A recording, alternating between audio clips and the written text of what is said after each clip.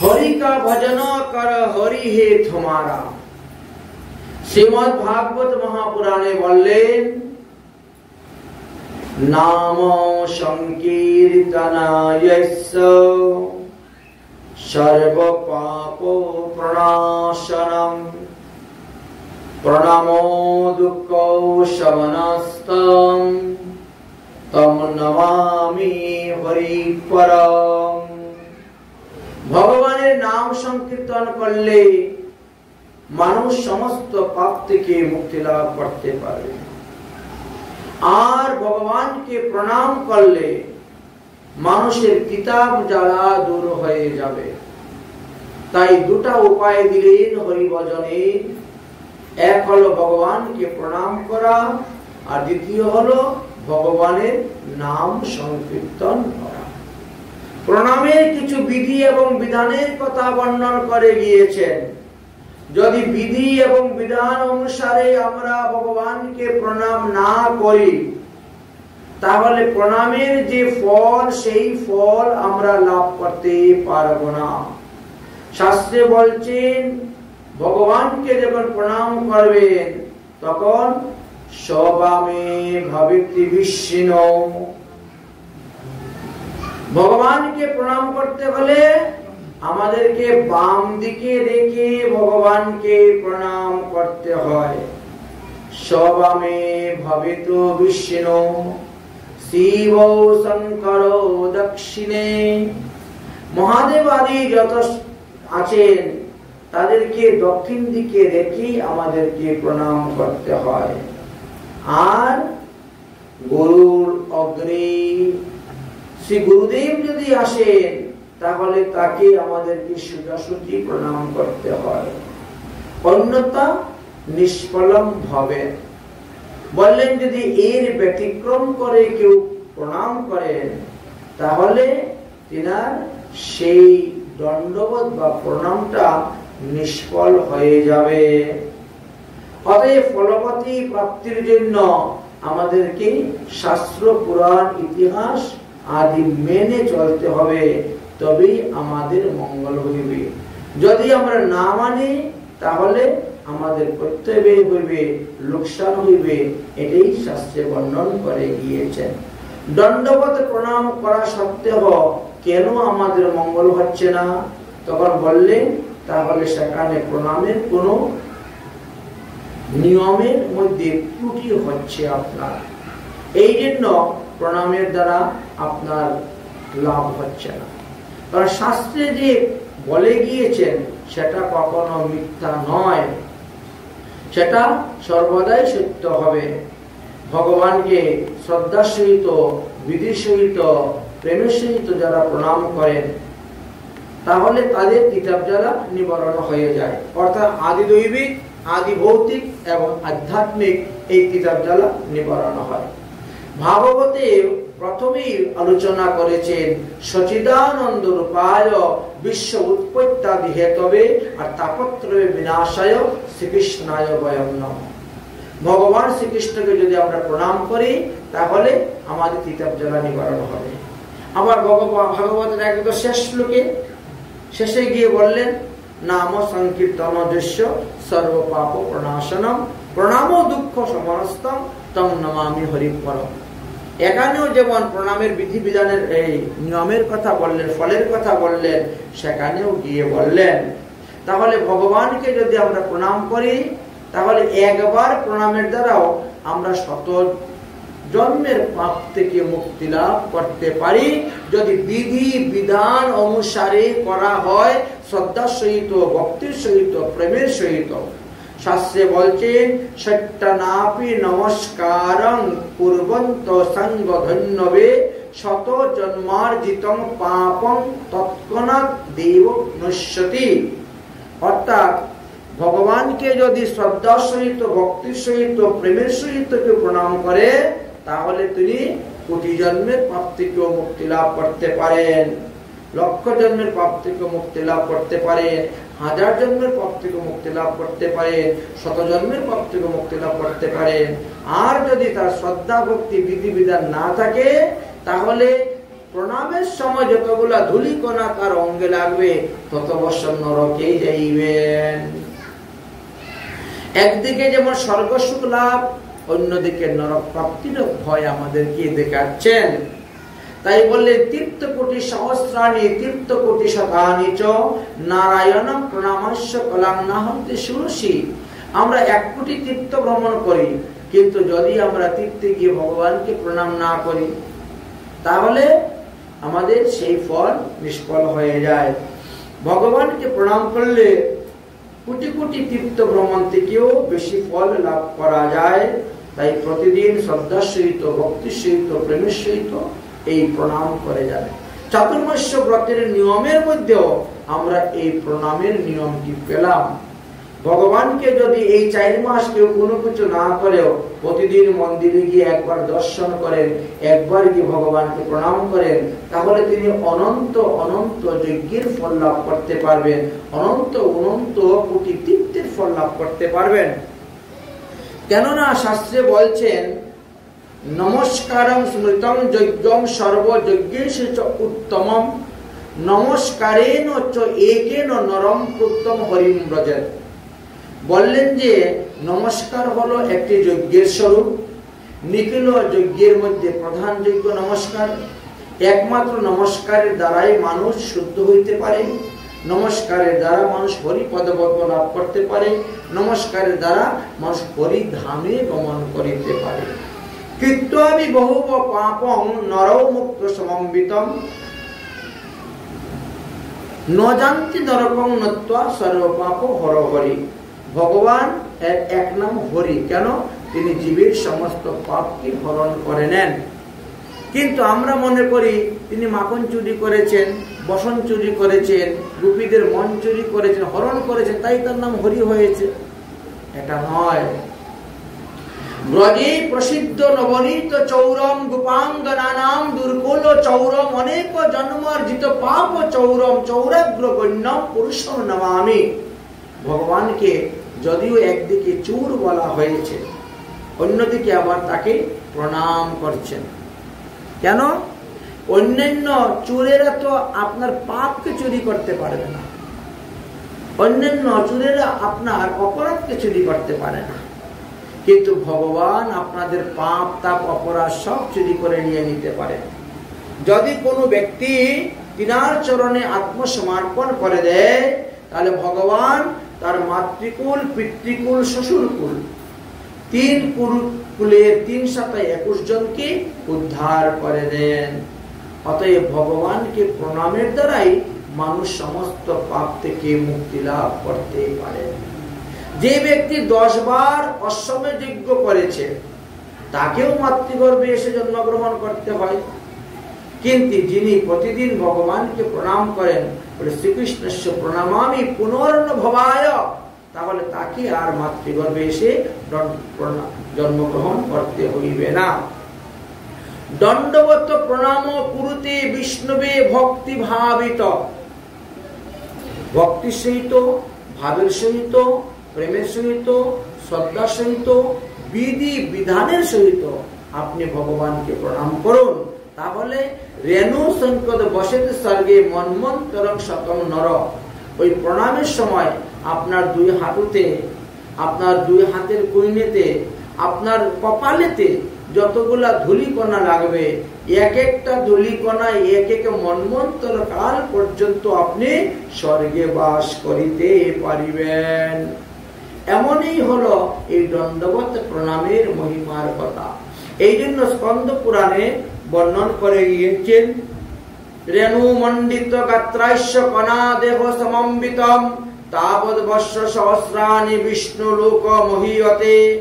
যারা সাষ্টাঙ্গে ভগবানকে প্রণাম করবেন, যারা প্রণাম করে ধুলায় গড়াগড়ি দিবেন, তাদের শরীরের মধ্যে যতগুলা ধূলিকণা লাগবে বলে তত 1000 বৎসর তারা নিত্য গোলক ধামে বাস করিতে পারিবেন, নিত্য গোলক ধামে বাস করতে পারবেন। কারণ ভগবান শ্রীকৃষ্ণ হলেন অনাদির আদি গোবিন্দ। তিনি শুধু ভগবান নন, তিনি স্বয়ং ভগবান। তিনি শুধু ঈশ্বর নন, তিনি স্বয়ং ঈশ্বর। এই জন্য শ্রীমদ্ ভাগবত মহাপুরাণে বললেন, নিম্নগামী যথা গঙ্গা। নিম্নগামী নদীদের মধ্যে যেমন গঙ্গা শ্রেষ্ঠ, ঠিক তেমনি ভাবে সমস্ত দেবতাদের মধ্যে ভগবান শ্রীকৃষ্ণ শ্রেষ্ঠ। সমস্ত পুরাণের মধ্যে শ্রীমদ্ ভাগবত মহাপুরাণ শ্রেষ্ঠ। এইভাবে শ্রেষ্ঠতার আলোচনা করেছেন এবং সমস্ত বৈষ্ণবের মধ্যে মহাদেব শ্রেষ্ঠ এর কথাও বর্ণন করে গিয়েছেন। তাই বলছেন যে সিদ্ধান্ত জানিতে কবু না কর অলস, সিদ্ধান্ত হইতে লাগিবে তোমার সুদৃঢ় মানস। তাই সিদ্ধান্ত জানার জন্য আমাদেরকে অবশ্যই এই নিয়মগুলা পালন করতে হবে। যদি সিদ্ধান্ত না জানি তাহলে আমাদের মঙ্গল হইবে না। তাই সিদ্ধান্ত আমাদেরকে বললেন যে এক হস্তে কখনো কাউকে প্রণাম করিবেন না, 1 নম্বর। 2 নম্বর কি বললেন? গর্ভগৃহে প্রণাম করিবেন না, অর্থাৎ মন্দিরের ভিতরে প্রণাম করিবেন না। 3 নম্বর, মন্দিরের ভিতরে হোম যজ্ঞ করা নিষেধ, মন্দিরের ভিতরে জপ করা নিষেধ, 4 নম্বর। তারপরে 5 নম্বর নিয়ম যে বিগ্রহের সম্মুখে মন্দিরের ভিতরে অন্য কাউকে প্রণাম করিতে যাইবেন না, মন্দিরের বাইরে প্রণাম করিবেন। এবং প্রদক্ষিণ যখন করবেন তখন বললেন যে আপনি 4 বার পরিক্রমা করিবেন বিষ্ণু মন্দির বা তুলসী আদি বৃক্ষকে 4 বারই পরিক্রমা করিতে হয়। এত ভিন্ন যদি কেউ 1 বার পরিক্রমা করে চলে যায় তাহলে নিষেধ। এক হস্তে প্রণাম করা যেমন নিষেধ, বিষ্ণু মন্দির 1 বার প্রদক্ষিণ করাও নিষেধ। তাই বিধি বিধান অনুসারে মেনে চলে যদি আমরা ভগবানকে প্রণাম করি তাহলে প্রণামের যে ফল সেই ফল আমরা লাভ করতে পারি। এই জন্য বলছেন যে নিয়ম আচার বিচার মেনে চলো, ভগবানের ভজন করো, অবশ্যই তোমরা সেই উত্তম ফল লাভ করতে পারবে। তাই ভগবানের অনন্ত অনন্ত শক্তির মধ্যে ভগবানের 3 শক্তি প্রদান, সৎ চিৎ আনন্দ। এই জন্য ভগবানকে বলা হয় আনন্দ। ভগবানের নামে মহিমার কথাও শাস্ত্রে বর্ণনা করে গিয়েছেন। ভগবানের নামের মহিমার কথা আস্বাদন করতে গিয়ে বললেন যে শ্রী গোবিন্দ নাম সংকীর্তনের মাধ্যমের দ্বারাই সমস্ত শক্তি লাভ করা যায়। বজরাঙ্গ শক্তি লাভের বিভিন্ন উপায়ের কথা আলোচনা করতে গিয়ে ভগবানের নামের শক্তির কথাও আলোচনা করে গিয়েছেন। যেমন নামের শক্তির মাধ্যমে আমরা দেখতে পাই হনুমানের কথা বর্ণন করে গিয়েছেন। হনুমান এই নামকে আশ্রয় করে, নাম শক্তি গ্রহণ করে, নামের মাধ্যমে তিনি কি করলেন? 1 লাফ দিলেন, 1 লাফে সমুদ্র পার হয়ে চলে গিয়েছিলেন। সেই শক্তিটা তিনার হরিনাম থেকে এসেছিল। দ্বিতীয়ত তিনি স্বর্ণের লঙ্কাতে আগুন লাগিয়েছিলেন, সেটাও ওই নাম প্রভুর দ্বারা, নাম শক্তির দ্বারা। তাই যারা নামকে আশ্রয় করে, যারা নাম করতে করতে নাম সিদ্ধ হয়ে যায়, তারাও কিন্তু যখন যাকে বলে যা চায় তাই পায়। নামাচার্য হরিদাস ঠাকুর তিনি নাম সিদ্ধি করেছিলেন, হরিনাম। কারণ প্রতি মাসে তিনি 1 কোটিরও বেশি হরিনাম করিতেন, প্রতিদিন 3 লক্ষেরও বেশি হরিনাম করিতেন।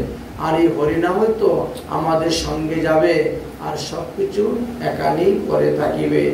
এই জন্য বললেন হরিনাম করো সার, তোমরা এগোব সাগর, হবে বালিচর হাটিয়া হইবে পার। কলিযুগ পাবন অবতার শ্রী শ্রী গৌরাঙ্গ মহাপ্রভু তিনি আসলেন, এসে আমাদেরকে এই হরিনাম দিয়ে গেলেন, সেই হরি প্রেম আমাদেরকে দান করে দিলেন। তাই সেটাই হলো মহাপ্রভুর অবদানের বস্তু। মহাপ্রভুকে ইনি হলেন স্বয়ং ভগবান। সত্য যুগে, ত্রেতা যুগে, দাপর যুগে, প্রতিটি যুগে যুগে যোগলীলা করার জন্য তিনি দেহ ধারণ করে এসেছেন। কিন্তু কলিযুগে কেন দেহ ধারণ করে আসলেন না? বললেন যে কলিযুগে আমি দেহ ধারণ করেছি হরিনাম প্রচার করিবার জন্য, নাম রূপী আমি এসেছি, নাম বিগ্রহ রূপী প্রচার করিবার জন্য। যে নাম রূপ বিগ্রহ তিন একই রূপ, তিনি ভেদ নাই, তিনি চিতানন্দ স্বরূপ। মহাপ্রভু যে কলিযুগে আসবেন এবং তিনি গৌরাঙ্গ মহাপ্রভু রূপে প্রকাশ হইবেন, এই কথা শ্রীমদ্ ভাগবত মহাপুরাণের দ্বাদশ স্কন্ধে আলোচনা করে গিয়েছেন। সেখানে বলছেন যে কৃষ্ণ বর্ণ কৃষা ও কৃষ্ণ সাঙ্গ রূপাঙ্গ অস্ত্র পার্শ্বদম যজ্ঞে সংকীর্তন প্রায়ই যজন্তিহি সুমেধসা। নিমি নামে এক রাজা ছিলেন। এই নিমি রাজা এক বিশাল যজ্ঞ করেছিলেন, আর সেই যজ্ঞতে নবযুগেন্দ্র এসে উপস্থিত হয়েছিলেন। নবযুগেন্দ্রকে তিনি 9টি প্রশ্ন করেছিলেন। তার মধ্যে সবথেকে ছোট করভাজনকে তিনি জিজ্ঞাসা করেছিলেন যে কলিযুগের মানুষ, সুবুদ্ধিমান মানুষগণ কিভাবে ভজন সাধন করে ভগবান পদপদ্ম লাভ করতে পারবে, এই বিষয়ে আপনি আমাকে কিঞ্চিৎ জ্ঞান প্রদান করুন। যেহেতু আমার এই সূর্য বংশ একেবারে কলিযুগের শেষ পর্যন্ত চলবে, অতএব সেই কলিযুগের শেষেও আমার সূর্য বংশের বৈষ্ণবগণ ভক্তগণ তারা কিভাবে হরিনাম সংকীর্তনের মাধ্যমে আমার লীলাকথা আস্বাদন করে তারা ভগবত প্রাপ্ত হইতে হবে। তখন বলছিলেন যে কলিযুগে মহাপ্রভু পঞ্চতত্ত্ব রূপে আসবেন, পঞ্চতত্ত্ব শিরোমণি রূপে আসবেন, এবং সেই পঞ্চতত্ত্বের মধ্যে যারা আসবেন তারা সবাই ভগবানের অংশ রূপে অবতীর্ণ হয়ে আছেন। তাই বলছেন হরি নাম মধুর রস পিয়রে মনোয়া, এ সংসার সব ঝুটা। হরি নাম মধুর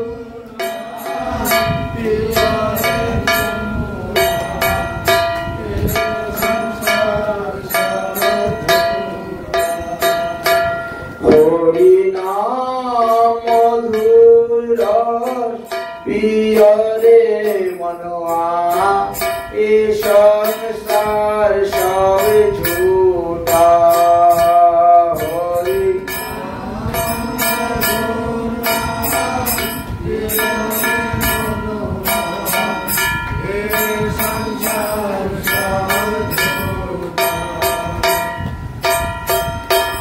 संसार सब झूठा रे मनुआ, ये संसार सब झूठा। ये संसार सब झूठा रे मनुआ, ये संसार सब झूठा। हमारे संसार सब झूठा रे मनुआ, ये संसार सब झूठा। ये संसार सब झूठा रे मनुआ, ये संसार सब झूठा।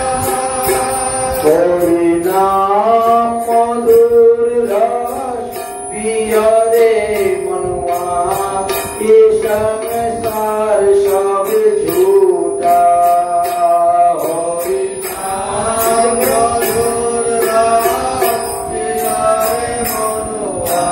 संसार सब झूठा।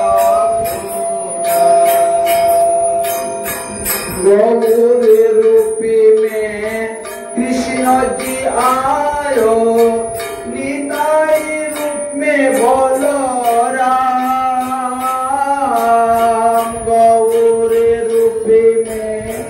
कृष्ण जी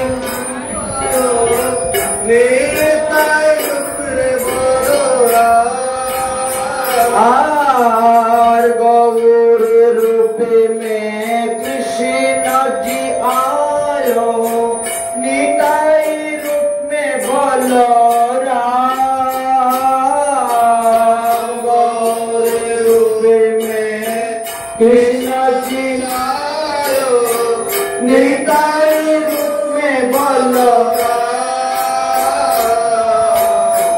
अद्वैत रूप में शिव जी आयो, अद्वैत रूप में शिव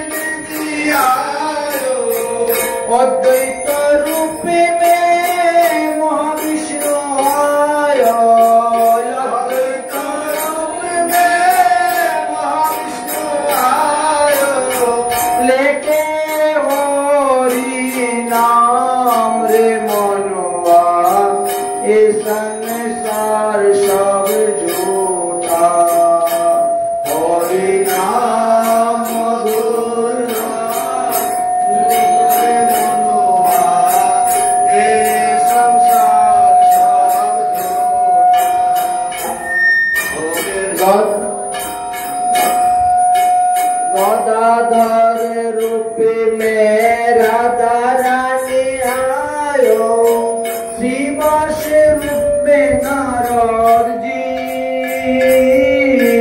गदाधर रूप में राधा रानी आयो, श्रीवास रूप में नारद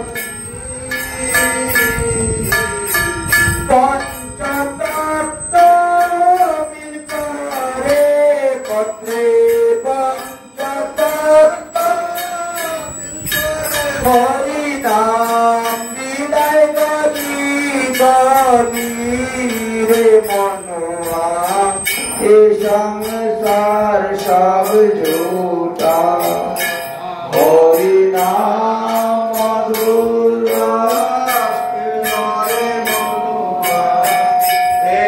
संसार सब झूठा, नाम मधुर संसार सब झूठा।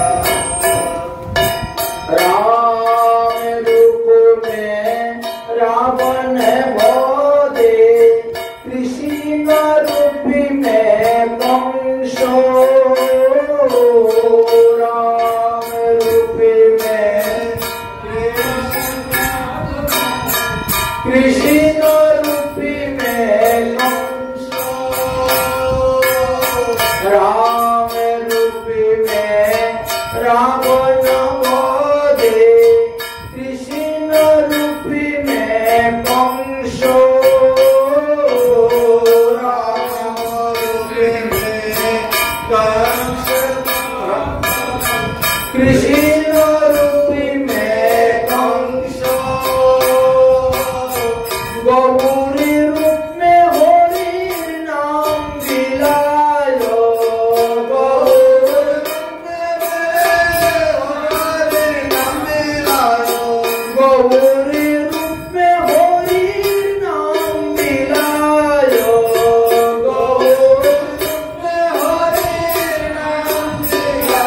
शिवका पाप ताप करे दक्षरे मनोवा, संसार सब झूठा, हरि नाम मधुर प्रिय संसार सब झूठा। राम से धनुष बनायो, कृष्ण नाम से वंशी, राम नाम से धनुष बनायो, कृष्ण नाम से वंशी, राम नाम से धनुष बनायो, कृष्ण नाम से वंशी, राम नाम से धनुष बनायो, कृष्ण नाम से वंशी, राधा नाम से वर्षी बनायो, राधा नाम से उसका पाप माया का बंदा शिर मनवार संसार सब झूठा, हरि नाम मधुर प्रिय रे मनवा, संसार सब झूठा, हरि नाम मधुर प्रिय रे मनवा, संसार सब झूठा, हरि नाम मधुर प्रिय रे मनवा, संसार सब झूठा। তাই হরিনাম মহামন্ত্রীর মহিমার কথা হরিনাম মহামন্ত্রীর মহিমার কথা শাস্ত্রে বর্ণন করে গিয়েছেন। অতএব এই নামের মহিমা আমরা জানতে পারি। নামই একমাত্র আমাদের সঙ্গে যাবে, এই কথাই শাস্ত্রে বর্ণনা করে গিয়েছে। তাই নাম যে যত বেশি জপ করতে পারবো ততই আমাদের লাভ। এই জন্য শাস্ত্র সিদ্ধান্ত অনুসারে নামের মহিমার কথা বলে গেছে। মহাপ্রভু নিজেও বলে গিয়েছেন যে কলিযুগে নাম যজ্ঞসার, অন্য কোন যজ্ঞ করলে নাহি হইবে পার। নামের মহিমা এমনই যে বেদ পর্যন্ত নামের মহিমা বর্ণন করে শেষ করতে পারেন নাই। একবার এক গৃহস্থ তার ছেলেকে নিয়ে তিনি রওনা হয়েছেন তীর্থে যাওয়ার জন্য। কারণ হলো ছেলেটা খুব দুষ্ট প্রকৃতির ছিল, সঙ্গ দোষে ছেলেটা নষ্ট হয়ে গিয়েছে। তো সাধু সন্ত মহাত্মাদের কাছে যান যে আপনারা একটু কৃপা করুন, আশীর্বাদ করুন যাতে আমার ছেলেটা স্বভাব ভালো হয়। এক সাধু বললেন যে এখানে তো সঙ্গগুলো নষ্ট হয়ে যাচ্ছে, অতএব ছেলেকে কোন মঠ মন্দিরে গিয়ে দিয়ে চলে আসো, তাহলে ছেলের সঙ্গটা ভালো পাবে, এতে ছেলে ভালো হয়ে যাবে। তাই সাধু বাবার কথা অনুসারে ছেলেকে নিয়ে রওনা হয়েছেন মঠ মন্দিরে দেওয়ার জন্য। জানা নেই, শোনা নেই, চিনা নেই, কি করবেন, কোন মন্দিরে যাবেন বা কাকে দিবেন, একটা চিন্তার বিষয়। তো ওইভাবে চিন্তা করতে করতে করতে করতে এক মন্দিরে গিয়ে উপস্থিত হয়েছে। হয়ে গিয়ে জিজ্ঞাসা করলেন যে এখানে মহান্ত মহারাজ কে, তেনার সঙ্গে আমার কিছু কথা আছে।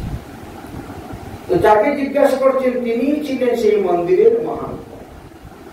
তিনি বললেন আমি তো এই মন্দিরের মহান্ত, অতএব বলুন আপনার কি সমস্যা, কি চান, কাকে চান, কেন এসেছেন। তখন সেই বেচারা তার মনের দুঃখের কথা খুলে বলল এবং ছেলেটা যে দুশ্চরিত্র দুরাচার হয়ে গেছে সেই কথা তিনি নিবেদন করলেন। নিবেদন করার পরে তিনি বললেন তাহলে তোমার ছেলেকে আমার মন্দিরে কিছুদিনের জন্য রেখে যেতে হবে। সাধু বাবা বললেন কি রে, তুই আমার মন্দিরে থাকবি তো? ছেলেটা বললো মন্দিরে থাকতে পারি, কিন্তু আমি কোনো কাজ করবো না। মন্দিরে থাকতে গেলে তো অনেক কাজকর্ম করতে হয়, কিন্তু আমি থাকতে পারি মন্দিরে, আমি কোনো কাজকর্ম করতে পারি। ঠিক আছে, তো কোনো কাজ করতে হবে না, আমাকে কেউ কোনো কাজের কথা বলতে পারবে না। ঠিক আছে, তো কাজের কথা বলবে না। মা বাবাকে বললেন যে ঠিক আছে আপনার ছেলেকে দিয়ে চলে যান, তার ভূত ভবিষ্যৎ একটু দেখি বিচার করে কি করা যায়, কিছুদিন থাকুক মন্দিরে। এবার মন্দিরে আছেন, একটা রুম দিয়েছেন মহন্তজি, ওখানে থাকে, ঘন্টি বাজতে টাইম মতো যায়, খাওয়া দাওয়া করে, আবার এসে শুয়ে থাকে। ওকে তুমি কাজের কথা কেউ বলে না কিছু। আচ্ছা, কাজ করতে তো যায় না, পাঠ কীর্তন শুনতেও যায় না, মঙ্গল আরতিও দর্শন করতে যায় না, সিংহার আরতি, ভোগ আরতি, সন্ধ্যা আরতি কোনটাই অংশগ্রহণ করে না। তো মধ্যে মধ্যে মহন্ত মহারাজ ওর ঘরে যান। সাধুর স্বভাব হলো তারিতে পামর, সাধুর স্বভাব হয়ে তারিতে পামর, নিজ কার্য নাই তবু যায় পরের ঘর। গিয়ে কি করেন, পত্নীদের মধ্যে ছাপড় মারেন, কি বন্ধু কেমন আছো, বন্ধু খাওয়া দাওয়ার কোন অসুবিধা হচ্ছে না তো, বন্ধু কেউ তোর কাজের কথা বলে না তো, জিজ্ঞাসা করে। কারণ মহন্তের কথা হলো হরির কথা তো শুনতে তো পাচ্ছে, পাঠ হচ্ছে, কীর্তন হচ্ছে, সেই ধ্বনি তো তার কানে রাখছে, সেই শঙ্খ ধ্বনি, সেই ঘন্টার ধ্বনি, সেই কীর্তনের ধ্বনি যে কানে যাবে, এতেও তার পাপের নাশ হইবে। পূর্ব পূর্ব জন্মের প্রারব্ধ কর্ম পাপের ফলে তার এইবারে মনুষ্য জন্ম এইভাবে হয়েছে। হরিকথা শুনতে শুনতে তার কিছুটা পাপের নাশ হইবে, এটাই হলো আপনার মনে বিশ্বাস।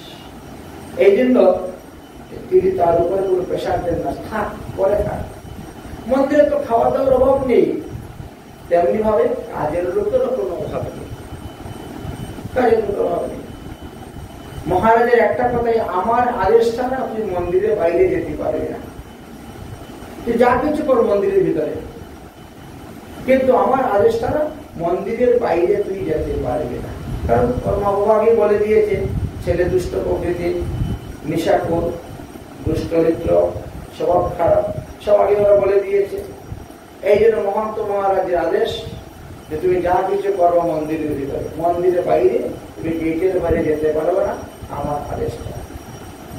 এইভাবে থাকতে থাকতে থাকতে থাকতে 2 মাস 3 মাস হয়ে গেছে, 2-3 মাস হয়ে গেছে থাকতে থাকতে। আর মহন্ত 1-2 দিন পরে আসেন, এসে তার সঙ্গে বসে একটু গল্প গুজব করেন, পরে চলে যান। একদিন বলছেন, বন্ধু চলো না আমার সঙ্গে একটু বাগানে ফুল তুলতে যাবো, আমার সঙ্গে চলো বাগানে ফুল তুলতে যাবো। সে এক কথায় রাজি হয়ে গেছে, কারণ অনেকদিন ধরে মন্দিরের বাইরে বেরোতে পারছে না। এইবার একটা মন্দিরের বাইরে বেরোবার সুযোগ পেয়েছে, মুক্ত হাওয়া পাওয়ার সুযোগ পেয়েছে। হ্যাঁ ঠিক আছে, চলুন চলুন ফুল তুলতে যাবো। ফুল আমারও খুব ভালো লাগে, পছন্দ, আর ফুল খেতে সবাই ভালোবাসে। একটা সাজিয়ে দিলেন ওর হাতে, নিজে একটা সাজিয়ে দিলেন, নিয়ে ফুল তুলতে রওনা করেছে। ফুল তুলতে তুলতে কথা বলছেন, আচ্ছা বন্ধু এখানে তো তুমি আর আমি ছাড়া কেউ নেই, এখানে তুমি আর আমি ছাড়া কেউ নেই, তুমি এবার বলো না জয় শ্রীরাম, বলবো না? আমি তো তোমাকে আগেই বলেছি আমাকে কোনো ভজনের কথা বলতে পারবা না, আমাকে কোনো কাজের কথা বলতে পারবা না। আমি তো আগেই বলেছি যে আপনার মন্দিরে আমি থাকতে পারি, কিন্তু আমাকে কোনো ভজনের কথা বলবা না, কোনো কাজের কথা বলবা না। দেখুন ভজনের কথা একবার বললে কি ভজন হয়ে যায় নাকি? একবার বললে কি ভজন হয়? তুমি বলো না একবার জয় শ্রীরাম, না বলবো। আরে বাবা একবার যদি তুমি জয় শ্রীরাম বলো, তোমার তো কোনো ক্ষতি হবে না, ক্ষতির তো কোনো কারণ নেই। আচ্ছা বললে তোমার কি ক্ষতিটা হবে? তুমি কেন বলবে না? আচ্ছা বন্ধু হইয়া বন্ধুর এই একটা কথা রাখা যায় না? আজ 3 মাস ধরে তো তোমার সাথে আমার বন্ধুত্ব, তো বন্ধু হইয়া বন্ধু একটা কথা বললে আরেকটা বন্ধু রক্ষা করবে এমন হয়? অন্তত পক্ষে আমার একটা কথা রক্ষা করবে, আর কোনদিন বলবেন না তো? না আর কোনদিন বলবো না তোকে, আর কোনদিন তোকে বলবো না জয় শ্রীরাম বলবে। আজকে একবার বলে ফেলি, তুই আর আমি ছাড়া কেউ নেই, তুই দেখবেও না কি সুন্দর হবে। আচ্ছা ঠিক আছে, জয় শ্রীরাম বলে বলবো। সাধু মহন্ত বলে ঠিক আছে বাবা, তোর হয়ে গেছে কাম, তোর হয়ে গেছে কাম, চল আর ফুল তুলতে হবে না, ফুল তোলা হয়ে গেছে, চল বাড়িতে গিয়েছে। যাওয়ার পরে ওই ছেলের মা বাবাকে সংবাদ দিয়েছে মহন্ত যে আপনি চলে আসুন, আপনার ছেলের কাজ হয়ে গেছে, এবার ছেলেকে আপনি বাড়িতে নিয়ে চলে যান। ছেলের কাজ হয়ে গেছে, ছেলেকে বাড়িতে নিয়ে চলে যান। এবার সে বাড়ি যাওয়ার জন্য রওনা হচ্ছে, মা বাবা আসছে নিয়ে যাওয়ার জন্য। মহন্তজি বলছে, শুনো বন্ধু, তুমি তো বাড়ি চলে যাচ্ছ, যাও। ওই যে ফুল তোলার সময় যে বলেছিলে না একটা কথা, মনে আছে তো? হ্যাঁ আছে। মনে আছে তো? হ্যাঁ আছে। ওটা মনে মনে মনে রাখবে। যদি কোনোদিন কেউ তোমাকে বলে ওই নামের বিনিময়ে তুমি কি চাও, কোনোদিন যদি কেউ বলে তোমাকে যে ওই যে তুমি ফুল তুলতে গিয়ে একবার একটা নাম জপ করেছিলে, ওই নামের বিনিময়ে তুমি কি চাও, তখন তুমি বলবে যে নামের বিনিময়ে আমি কিছু চাই না, নামের যে ফল তাই চাই। নামের যে মুখ্য ফল সেটাই আমি চাই, আমি অন্য কিছু চাই না। মনে থাকবে তো কথাটা? হ্যাঁ থাকবে, তাহলে যাও পারি, আর কিচ্ছু করতে হবে না। এখন সে চিন্তা করতেছে মনে মনে, জয় শ্রীরামের কি ফল, কি মহিমা, বাইরে তো প্রকাশ করতেছে না, অথচ মনে মনে তো সেই নাম নিয়েই তার চিন্তা, নাম নিয়েই সবকিছু গবেষণা চলতেছে ভিতরে ভিতরে। কি মহিমা বলেন তো, হরে নাম, হরে জয় শ্রীরাম, কি হল? যাই বাড়িতে গিয়েছে, বাড়িতে যাওয়ার পরে অনিয়ম খাওয়া দাওয়া চলাফেরার কারণে অসুস্থ হয়ে গেছে। 3 দিন যেতে না যেতেই মরে গেছে, মারা গিয়েছে।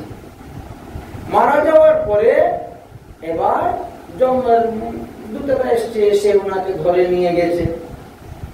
নেওয়ার পর চিত্রগুপ্ত বলেন, খাতাটা খুলো তো, দেখো তো ওনার পাপ পুণ্য কি আছে। খাতা খোলা হলো, তেনার পাপ পুণ্য বিচার করা শুরু হলো। এখন পুণ্য অধিক মাত্রায় পুণ্য হয়েছে, কারণ একবার যদি কেউ ভগবানের প্রসাদ খায় 1000 ব্রতের ফল পায়। ভগবানের প্রসাদের এই মহিমা যখন বিচার করতেছেন, তো এই বেচারা 3 মাস ছিল মন্দিরে, একবার 3 বেলা করে প্রসাদ খেয়েছে, প্রতিদিন 3000 ব্রতের ফল পেয়েছে। তো প্রতিদিন যদি 3000 হয়, তাহলে মাসে 1 কোটির কাছাকাছি, 1 লক্ষ 390, হ্যাঁ, মানে 3 মাসে মোটামুটি 2 কোটি 27 লক্ষ। এতগুলি একাদশী ব্রতের ফল সে পেয়ে গেল, 1 নম্বর। 2 নম্বর, ওই সাধুর কথাতে সে এবার রাম শব্দ উচ্চারণ করছে। এখন ব্রতের ফল হিসাবে অনুসারে ক্যালকুলেটর করলেন, তাকে এত বছর তাকে দিব্য ধামে পাঠানো হবে। আর নামের যে ফল সেটা এখন খুঁজে পাচ্ছেন না। তিনি একজন মহাভাগবত হওয়া সত্ত্বেও যম মহারাজ বললেন, তুমি তো একবার হরিনাম করেছিলে, একবার জয় শ্রীরাম বলেছিলে, তো একবার জয় শ্রীরামের পরিবর্তে তুমি কি চাও বলো? একবার নামের বিনিময়ে তুমি কি চাও সেটা আমাকে বলো। তো বলছেন যে নামের যে ফল সেই ফল দিবেন, আমি কি চাই? ওই যে মনে আছে কিন্তু ওই সাধুর কথা, সাধু বলছে বিনিময়ে কিছু চাইবে না। তো ঠিক আছে, নামের যে ফল সেটাই আমাকে দেন, আমি বিনিময়ে কিছু চাই না। এখন যম মহারাজ বড় চিন্তার মধ্যে বলছে, নামের ফল কি আছে? চিত্রগুপ্তকে বলছেন, নামের ফল কি?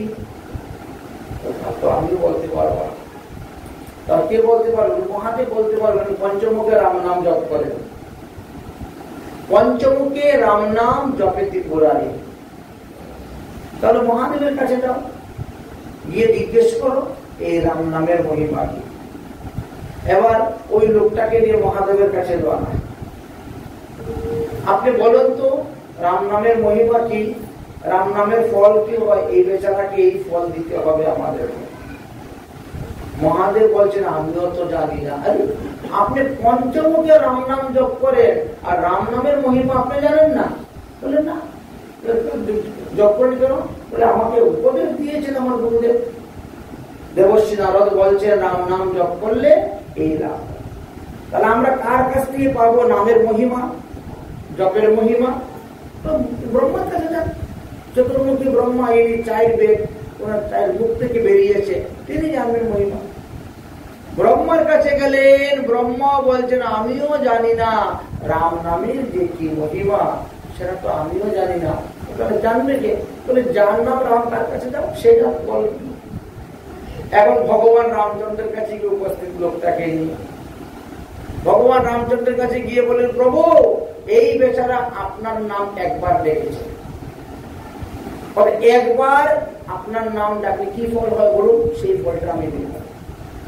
ভগবান রামচন্দ্র বলছেন, আমার নামের মহিমা তো আমি জানি না, আচ্ছা বলেন তো, তাহলে ভগবানের নামের যে কত শক্তি, কত মহিমা, কত ফল, সেটা তিনি নিজেও জানেন না। এখন যম মহারাজ বলছে, তাহলে আমি এই বেচারাকে কি ফল দিব, আমি একে কি ফল দিব? তখন বললেন যে মহিমা যখন জানি না, তাহলে ওকে আমার কাছে রেখেই চলে যান। আচ্ছা, একবার রাম নামের জপ করার কারণে সে রামের সন্নিধান পেয়ে গেল, রামের সঙ্গে বাস করার সুযোগ পেয়ে গেল, বলেছে। তাহলে আমরা নাম জপ করলে কেন আমাদের হয় না? কেন হচ্ছে না? হচ্ছে, কিন্তু আমরা সেই ফল দেখতে পাই না, আমরা সেই ফল দেখতে পাই না। আচ্ছা, আম গাছের যখন ফুল হয়, ফুলের মধ্যে কি আম দেখা যায়? দেখা যায়। ফুলটা যখন হয়, ফুলের মধ্যে আম দেখা যায় না, তাই না? তো আম গাছে তো অসংখ্য ফুল ধরে, অসংখ্য ফুল ধরে। আচ্ছা, হরিনামও অসংখ্য লোকে করে, সবাই করতেছে, ফল খুব কম লোকেই পায়। কেন? ওই আম গাছের ফুল যেমন কিছু বাতাসে ঝরে পড়ে যায়, কিছু রুদ্রে শুকিয়ে যায়, নষ্ট হয়ে যায়, কিছু পশু পাখি এসে ঘুরে বসতে গিয়ে পড়ে যায়, কিছু ঝড় তুফানে পড়ে যায়, তাই না? শেষ পর্যন্ত দেখা যায় কয়েকটা ফল টিকে। ঠিক তেমনি ভাবে হরিনাম সবাই করে, কিন্তু হরিনাম ফলদের বিচার করে। হরিনামে মধ্যে হরি আছে, হরিনাম করে সদা অপরাধের বিচার। হরিনাম অপরাধের বিচার করে, তিনি আপনাকে ফল দিবেন। যদি আমি অর্থের বিনিময়ে হরিনাম করি, টাকা নিয়ে, সেখানে হরিনাম আমাকে ফল দিবেন না। যদি আমি সাধু গুরু বৈষ্ণবদেরকে নিন্দা করি, হিংসা করি, দ্বেষ করি, প্রহার করি বা গালি দেই, সেক্ষেত্রেও হরিনাম আমাকে ফল দিবে না। যদি আমি গুরু পদাশ্রিত না করি, তাহলেও হরিনাম আমাকে ফল দিবে না। মানে গুরু অবজ্ঞা জনিত কারণে হরিনাম আমাকে ফল দিবে না। এইভাবে আমাদের 10 প্রকার নাম অপরাধ আছে। বিষ্ণু বৈষ্ণবে যারা তুলনা দেয়, বিষ্ণু যাহা, মহাদেব যাহা, বিষ্ণু তাহা, এইভাবে যারা দেয়, এদেরকেও নাম প্রভু কৃপা করেন না। তো এইভাবে অনেক লোকই পাঠ করে যায় ফল প্রাপ্তিতে। ফল প্রাপ্তির 2 প্রকার কথা বললেন। হরিনামের মুখ্য ফল হলো হরির চরণে প্রেম ভক্তি লাভ করে দেওয়া, আর হরিনামের গৌণ ফল হলো পাপটা অপরাধকে নাশ করা। এই দুটি হরিনামের ফল। হরিনামের দ্বারা আমাদের সমস্ত পাপ নাশ হয়, কিন্তু সেই নামই যদি অপরাধযুক্ত করি, তাহলে অপরাধযুক্ত নামে পাপকে নাশ করতে পারে না। ওই হরিনামের দ্বারা শক্তি লাভ করা যায় না। হরিনামের দ্বারাই অন্ধ দৃষ্টিশক্তি ফিরে পেয়েছে, হরিনামের দ্বারাই বোমা কথা বলতে পেরেছে, হরিনামের দ্বারাই আতুর ল্যাংড়া চলতে পেরেছে। অন্ধ চলে, ল্যাংড়া চল পর পৌঁছে কাশী ধাম পর্যন্ত যেতে পারে। এইভাবে হরিনামের শক্তি আছে। নামের গুণে গহীন বনে অসুখনা কাশটি ফল ধরেছে। অন্ধ দেখে আতুর নাচে, বোবায় হরি বড় বলে। এতটুকু নামের শক্তি আছে। আর নাম বলেন চিন্তামণি। তাই হনুমান এই নাম শক্তি অর্জন করেছিলেন, যে শক্তির দ্বারা তিনি 1 লাফে সমুদ্র পার হয়ে রাবণের কাছে চলে পড়ছিলেন লঙ্কা। যে নাম শক্তির দ্বারা তিনি লঙ্কায় আগুন লাগিয়ে দিয়েছিলেন, যে নাম শক্তির দ্বারা তিনি রাবণের সৈন্যদেরকে সংহার করেছিলেন, বধ করেছিলেন। যে নামের প্রভাবে বাল্মীকি মুনি হইলেন, অর্থাৎ যিনি এত বড় একজন দৈত্য মানে অসুর ছিলেন বলতে গেলে, তিনি একজন দস্যু ছিলেন বিশাল। সেই দস্যু এত বড় একজন মহাত্মা হয়ে গেলেন একমাত্র নামের দ্বারা। তাই নামের দ্বারাই অজামিল উদ্ধার হয়েছে, নামের দ্বারা জগাই মাদাই উদ্ধার হয়েছে, নামের দ্বারা চাপাল গোপাল উদ্ধার হয়েছে, নামের দ্বারা দেবানন্দ পণ্ডিত উদ্ধার হয়েছে কলিযুগে। তাই বলছে নাম চিন্তামণি কৃষ্ণ স্বয়ং ভগবান। নামের সমান সমান বস্তু আর কোনো কিছুই নেই। সেই নাম যজ্ঞ উপলক্ষে আমাদের এই ভাগবত পাঠ আদির ব্যবস্থা করা হয়েছে এবং তৎসঙ্গে আজকে এই একাদশী ব্রত এই স্বয়ং একাদশী ব্রতে আমরা আস্বাদন করব। তাই বলছেন হনুমান কি করতেন? তিনি হরে রাম জপ করতেন, কারণ ওটা তেতার যুগ ছিল। যদিও কলির সন্তরণ উপনিষদ এবং ঋগ্বেদে হরে রাম রাম রাম হরে হরে, হরে কৃষ্ণ কৃষ্ণ কৃষ্ণ হরে হরে এইভাবে লেখা আছে।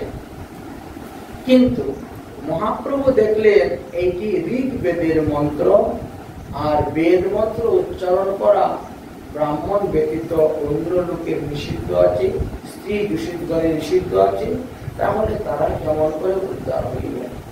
এই জন্য মহাপ্রভু কি করলেন? নিচের লাইনটাকে উপরে নিলেন, উপরের লাইনটাকে নিচে নিয়ে আমাদেরকে এই হরিনাম প্রবর্তন করে দেখাইলেন। এটা হলো ভগবানের প্রবর্তিত নাম।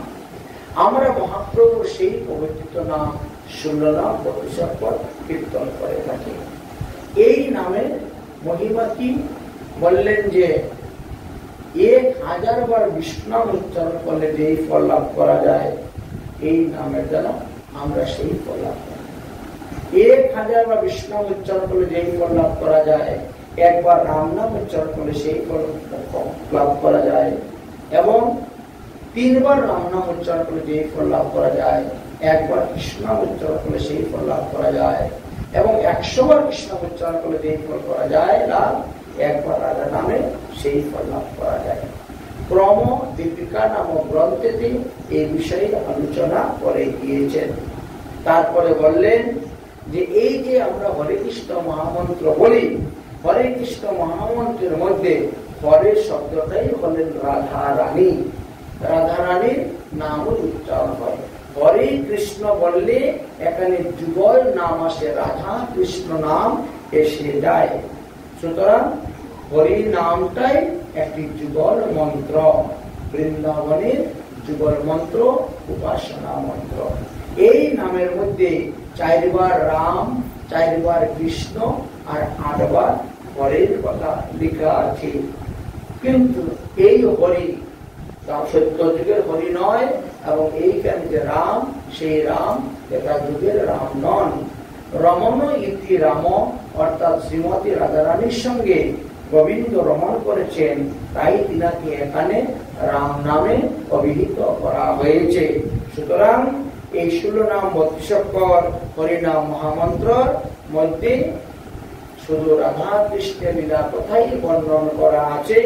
এটা যে গোস্বামীপাদ এবং আমাদের রঘুনাথ দাস গোস্বামীপাদ এর বিস্তারিত টিকা ব্যাখ্যা করে লিখিয়েছেন। হরে কৃষ্ণ হরে কৃষ্ণ কৃষ্ণ কৃষ্ণ হরে